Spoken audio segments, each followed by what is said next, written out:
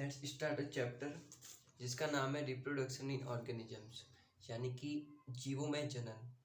और आप जानते ही हैं कि चैप्टर स्टार्ट करने से पहले हमारा पहला काम ये होना चाहिए कि इस चैप्टर के नाम को, यानी कि उस हेडिंग से हम ये समझें कि ये चैप्टर हमें कहना क्या चाहता है। तो उसमें ये है कि रिप्रोडक्शन यानी कि जनन। सिंपल सी बात है, एक जीव अपने समान एक छोटी सी संतति को जन्म देता है और वो प्रोसेस रिप्रोडक्शन कहलाती है, जो कि हम आगे पढ़ के देखेंगे। और ऑर्गेनिजम्स यानी कि इस दुनिया में सब जीव, छोटे से छोटा एनिमल और बड़े से बड़ा जीव, वो सब ऑर्गेनिजम्स में आते हैं। प्लांट्स भी आते हैं एंड एनिमल्स भी आते हैं, ठीक है। लेकिन इस चैप्टर को कवर करने के लिए कुछ इम्पोर्टेंट पॉइंट्स हैं यहाँ पे। यानी कि पहला पॉइंट तो ये है कि इंट्रोडक्शन, यानी कि इसका परिचय पढ़ेंगे हम कि ये चैप्टर हमें आखिर कहना क्या चाहता है। आज इसको कवर करेंगे, फिर आगे बढ़ेंगे हम मेन टॉपिक की तरफ, जो है reproduction and type of reproduction, यानी कि जनन क्या होता है और उसका टाइप्स, यानी उसके प्रकार। आप जानते ही हो मेनली दो टाइप होते हैं, अलैंगिक जनन एंड लैंगिक जनन। तो अलैंगिक जनन एसेक्सुअल रिप्रोडक्शन एंड लैंगिक जनन सेक्सुअल रिप्रोडक्शन। तो आज हम इस टॉपिक को टच करेंगे। अब इंट्रोडक्शन में हम आगे बढ़ते हैं तो एनसीईआरटी के पहले ही पेज से एक स्टार्टिंग होती है। पहले ही पेज के पहले पैराग्राफ में एक हेडिंग आती है, जीवन अवधि, यानी कि इसका मतलब होता है लाइफ स्पैन। लाइफ स्पैन, अब बहुत ध्यान से समझने वाली बात है कि लाइफ स्पैन यानी कि जीवन अवधि आखिर होती क्या है। तो अब समझना ध्यान से, जीवन अवधि को हम कैसे समझते हैं ये देखना ध्यान से। ये क्या होता है कि कोई भी जीव, यानी कि कोई भी एनिमल ले लो, छोटे से छोटा एनिमल भी और बड़े से बड़ा एनिमल भी, सभी जीवों का एक निश्चित टाइम पीरियड होता है, यानी कि एक लिमिटेड टाइम होता है जीवन जीने का। अब लिमिटेड टाइम पीरियड मीन्स इसका मतलब क्या होता है। मेनली हम क्या जानते हैं कि सभी जीव एक निश्चित टाइम पीरियड तक ही जीवित रहते हैं, यानी कि मेनली कोई भी जीव जन्म लेता है, यानी कि बर्थ, वो ग्रोथ करता है, बड़ा होता है, रिप्रोडक्शन करता है, अपने जैसी नई संतति बनाता है, उसके बाद में उसकी डेथ हो जाती है एक औसत एज के बाद, यानी कि उसने अपनी लाइफ को जिया, उसके बाद में एक नेचुरल तरीके से उसकी डेथ हो गई। तो वो जो टाइम पीरियड होता है वो एक लिमिटेड होता है और उसी टाइम पीरियड को कहते हैं जीवन अवधि। यही टाइम पीरियड कहलाता है लाइफ स्पैन। वापिस सही से समझे लाइफ स्पैन को। किसी भी जीव का जन्म हुआ यानी कि बर्थ, और एक औसत एज, यानी कि वो उसने अपनी लाइफ को पूरा जिया, ग्रोथ की, बड़ा हुआ, रिप्रोडक्शन किया, अपनी जैसी संतति का निर्माण किया, यानी कि उसने पूरी लाइफ जी और उसके बाद में उसकी नेचुरल तरीके से डेथ हो गई। ये तो रूल्स हैं, है ना, आप जानते हैं ना, ये रूल्स हैं। लेकिन इसमें क्या है कि किसी जीव ने जन्म लिया, ग्रोथ हुई, धीरे धीरे वह मैच्योर हुआ एंड रिप्रोडक्टिव ऑर्गन्स मैच्योर हुए, यानी कि जनन अंगों का विकास होने के बाद में उसमें मैच्योरिटी आई, मैच्योरिटी आने के बाद में उसने रिप्रोडक्शन किया, फिर वो ओल्ड स्टेज तक अपनी लाइफ स्पेंड की और एवरेज एज के बाद, यानी कि एवरेज एज, एवरेज मीन्स औसत, औसत आयु उसने अपनी जी ली, यानी कि उसने पूरा लाइफ टाइम जिया, उसके बाद में उसकी नेचुरल तरीके से डेथ हो गई, नेचुरल डेथ हो गई। अब आपके लिए एक सजेशन है, कभी भी कुछ भी ऐसा जो आपको समझ में ना आए तो उसके आगे आप क्वेश्चन मार्क लगा लो। अब यहाँ पे भी क्वेश्चन मार्क की जरूरत थी कि नेचुरल डेथ आखिर होती क्या है। डेथ तो डेथ होती है, ये नेचुरल डेथ वर्ड कहाँ से आया। तो मैं अभी आपको समझाता हूँ कि नेचुरल डेथ क्या होती है। अगर किसी इंसान का, जैसे कि मेनली क्या होता है कि अगर किसी की भी डेथ बाय एक्सीडेंट हो गई, किसी बीमारी की वजह से हो गई, कम एज में कोई इंसान मर गया, यानी कि उसकी डेथ हो गई, तो उसने अपना लाइफ टाइम पूरा नहीं जिया। उसने ग्रोथ तो की, रिप्रोडक्टिव ऑर्गन्स मैच्योर हुए, उसने रिप्रोडक्शन किया, लेकिन उसके बाद कम एज यानी कि एवरेज एज जिए बिना उसकी डेथ हो गई, तो वो नेचुरल डेथ में नहीं गिना जाएगा। और अगर नेचुरल डेथ में नहीं गिना जा रहा, तो ये तो बर्थ तो डेथ है, नेचुरल डेथ, उसको ही हम लाइफ स्पैन कहते हैं। तो ऐसी जो डेथ होती है उनको लाइफ स्पैन में नहीं गिना जाता, क्योंकि वो अपनी पूरी एज कंप्लीट करके इस दुनिया से नहीं जाते। तो अब समझ गए, नेचुरल डेथ यानी कि किसी एक्सीडेंट, किसी अदर रीजन्स डिजीज, उनकी वजह से उनकी डेथ नहीं हुई है, पूरी लाइफ जी, उसके बाद में एक नेचुरल तरीके से उनकी डेथ हो गई, तो वही टाइम पीरियड जन्म से लेकर नेचुरल डेथ तक का जो टाइम पीरियड होता है वही लाइफ स्पैन कहलाता है, उसे ही जीवन अवधि कहते हैं। That's it. अब आपकी एनसीईआरटी के पेज के मतलब सेकंड पेज के ऊपर ही ये कुछ एग्जांपल्स दिए हुए हैं जिससे हमें लाइफ स्पैन को समझना है।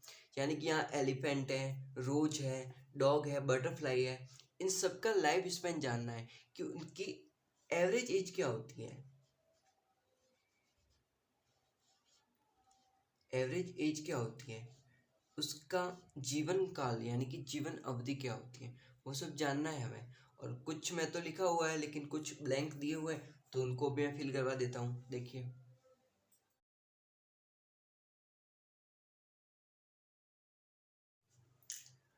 तो अभी बात करते हैं रिप्रोडक्शन की। यानी कि रिप्रोडक्शन की बात करने से पहले हमें बेसिक ये थिंग जाननी होगी कि reproduction is ability of living organism. यानी कि सभी सजीवों की एक क्षमता होती है। एबिलिटी का मतलब क्या होता है, क्षमता। सभी जीवों की एक क्षमता होती है कि जिससे प्रत्येक जीव अपने समान एक छोटे से जीव को जन्म देता है। इसका मतलब ये है कि जीव अपने समान नई संतति को जन्म देता है। ये क्षमता सभी लिविंग ऑर्गेनिजम्स में पाई जाती है। यानी कि ये जो डस्टर है, ये अपने जैसा एक और डस्टर नहीं बना सकता। लेकिन क्यों नहीं बना सकता, क्योंकि ये निर्जीव है। लेकिन हम सजीव हैं, लिविंग ऑर्गेनिजम्स में आते हैं। यानी कि ह्यूमंस की बात कर लो, मेल एंड फीमेल, जनन कोशिका बनी, फ्यूजन हुआ, फिर एक छोटा सा प्यारा सा बेबी, यानी कि उनकी संतति का जन्म हुआ। इन दोनों ने मिलकर इसको जन्म दिया। उसके बाद में क्या होता है कि जैसे हमारी बात कर लो, सबसे पहली थिंग होती है ग्रोथ। पहले हम छोटे थे, हम बोलना सीखे धीरे धीरे, हमारे दांत नहीं थे, हम खाना खाना सीखे, किस वजह से, दांत यानी कि teeth, उनमें ग्रोथ हुई, दांत आए, खाना खाना सीखे, साथ में खाने के अलावा हम काटना भी सीखे, वो अलग बात है, लेकिन ग्रोथ हुई। लेकिन मेनली ग्रोथ क्या है, रिप्रोडक्टिव ग्रोथ।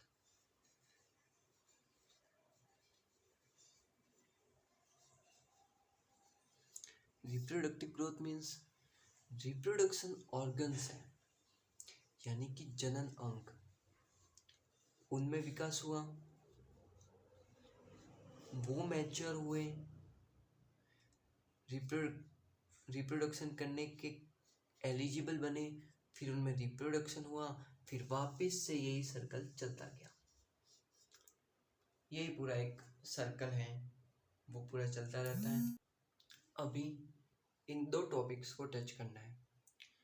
इंट्रोडक्शन हमने पढ़ लिया है, आगे बढ़ रहे हैं हम रिप्रोडक्शन की ओर। डेफिनेशन देख ली हमने इसकी। अब हमको ये पता चल गया कि रिप्रोडक्शन एक एबिलिटी है लिविंग ऑर्गेनिजम्स की, लेकिन ये एक डिफाइनिंग प्रॉपर्टी है। इसका मतलब ये है कि छोटे से छोटा जीव और बड़े से बड़ा जीव, उनमें एक समता जो कि अपने समान नई संतति को जन्म देती है। ये सब कुछ, फिर भी इसमें कुछ एक्सेप्शंस मौजूद होते हैं जो कि किसी वजह से, यानी कि कुछ न कुछ वजह होगी, उस वजह से वो रिप्रोडक्शन नहीं कर पाते। बाकी मेनली सभी जीवों में ये डिफाइनिंग प्रॉपर्टी होती है। अब एक इम्पोर्टेंट बात जाननी है हमें कि आखिर ये रिप्रोडक्शन जरूरी होता क्यों है, यानी कि सर्वाइवल के लिए तो ये इम्पोर्टेंट नहीं है, यानी कि हम रिप्रोडक्शन नहीं करेंगे तो हमारी डेथ तो नहीं होगी, नहीं होगी ना। लेकिन तो इतना इम्पोर्टेंट क्यों है रिप्रोडक्शन, तो अभी हम इसकी इम्पोर्टेंस की बात करेंगे कि रिप्रोडक्शन आखिर इतना इम्पोर्टेंट है क्यों। अब हमें ये देखना है कि रिप्रोडक्शन इम्पोर्टेंट क्यों है। तो इसका एक सिंपल सा एग्जांपल ये है कि आप जानते हो मेनली कि जनन के द्वारा जीवों की संख्या में बढ़ोतरी होती है। दैट मीन्स अपनी जाति, यानी कि हम ह्यूमंस हैं, हम रिप्रोडक्शन करके अपनी प्रजाति की नंबर्स बढ़ाते हैं, यानी कि प्रजाति की संख्या को बढ़ाते हैं। तो संख्या को बढ़ाना यानी कि क्या है, ये समझना है हमें। जैसे कि एक कैट है, एग्जाम्पल ले लो कैट का। कैट कैसे बोलती है, मियाओ। तो इस कैट का एग्जाम्पल ले रहे हैं हम, तो कैट से हमें ये समझना है कि इसने रिप्रोडक्शन किया, इसके जैसे एक और कैट बनाई तो इसकी प्रजाति बनी रही। अगर ये रिप्रोडक्शन ही नहीं करेगी और फिर उसका लाइफ स्पेन खत्म होगा तो उसकी डेथ हो जाएगी। तो ऐसे चलता रहा तो उसकी प्रजाति पे खतरा आ जाएगा, है ना। तो उसके लिए रिप्रोडक्शन जरूरी है, किसके लिए, नंबर ऑफ स्पीशीज की ग्रोथ के लिए, यानी कि अपनी प्रजाति को बनाए रखने के लिए, स्पीशीज को बनाए रखने के लिए। हमारे ह्यूमंस में भी ऐसा ही होता है कि अगर हमने रिप्रोडक्शन नहीं किया तो फिर हमारी प्रजाति विलुप्त हो जाएगी इस दुनिया से। इसीलिए रिप्रोडक्शन प्रजाति को बनाए रखने के लिए बहुत जरूरी है। तो अभी इम्पोर्टेंस ऑफ रिप्रोडक्शन आपको पता चल गया होगा। दैट्स इट, बढ़ते आगे यहाँ से। अभी इसमें तीसरा टॉपिक ऐड होने वाला है, types of reproduction. Types of reproduction, जनन के प्रकार। तो हमने ये दोनों टॉपिक्स कवर कर लिए हैं, यानी कि हमने इंट्रोडक्शन पढ़ा कि रिप्रोडक्शन होता क्या है, लाइफ स्पेन क्या होता है, बहुत सारे एनिमल्स के एग्जांपल्स देखे कि उनका लाइफ स्पेन कितना होता है, उनमें कंपैरिजन किया। फिर रिप्रोडक्शन क्या बेसिक्स, जैसे कि उनकी डेफिनेशन देखी। अब मेन टॉपिक आता है कि उनके प्रकार, और प्रकार हम जानते ही हैं, 2 टाइप्स होते हैं, एसेक्सुअल एंड सेक्सुअल रिप्रोडक्शन। अब अगर बात करें एसेक्सुअल यानी कि अलैंगिक जनन, एंड सेक्सुअल की बात करें तो यह लैंगिक जनन। मैं जो ये इस पे लिख रहा हूँ वो आपको लिखना बहुत ज़रूरी है, क्योंकि आपके नोट्स एंड वापस समझने में हेल्प करेगा, तो आप इसको लिख लेना। अब हम बढ़ते हैं एसेक्सुअल एंड सेक्सुअल रिप्रोडक्शन की तरफ, ठीक है।